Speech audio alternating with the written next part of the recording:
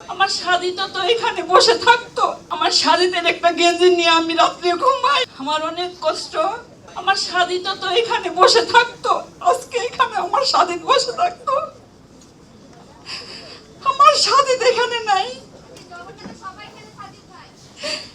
আমার সাদিত নাই। আমার আমার সাদিতের আব্বাও মারা গেছে আগস্টের 24 সালে, আগস্টের 24 তারিখে 25 সালে।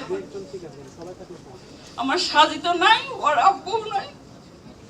আমি আর আমার মেয়ে আছি, দুনিয়াতে বেঁচে আছি, এটা ঠিক, কিন্তু এটাকে বেঁচে থাকা বলে হয় না। আমার একমাত্র ছেলে ছিল সাজিদ। আমি বেঁচে আছি, দোয়া করেন আপনারা সবাই। আমার সাজিতের একটা গেঞ্জি নিয়ে আমি রাত্রে ঘুমাই। এখন পর্যন্ত আমি সাজিতের গেঞ্জি নিয়ে ঘুমাই।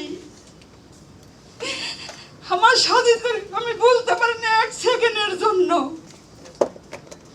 আমার অনেক কষ্ট। মা হারা, সন্তান হারা মা।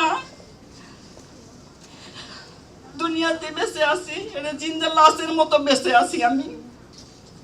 আমার ছেলের জন্য দোয়া করবেন, আল্লাহ যেন তাকে জান্নাত দান করে, জান্নাতুল ফেরদৌস দান করে, শহীদ হিসাবে যেন আল্লাহ তাকে গ্রহণ করে নেয়। আল্লাহ,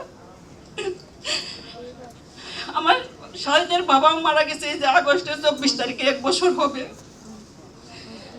সাহিদের আব্বুর জন্য দোয়া করবেন, আল্লাহ তাকে যেন বাপ বেটাকে একসাথে জান্নাতুল ফেরদৌস দান করে।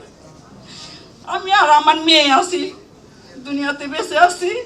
আমাদের জন্য দোয়া করেন, আল্লাহ যেন আমাদেরকে নেক হায়াত দান করে, আল্লাহ আমাদেরকে সুস্থ দান রাখে। যতদিন বেঁচে আছি আল্লাহ যেন সুস্থ রাখে। এটাই সবাই দোয়া করবেন। আমার সাজিদের জন্য সবাই দোয়া করবেন। আমার সাজিদ আজকে এখানে বসে থাকতো, আমি আসতাম না। আজকে আমি শহীদের মা হিসাবে এখানে আসছি, আমি আসতাম না এখানে।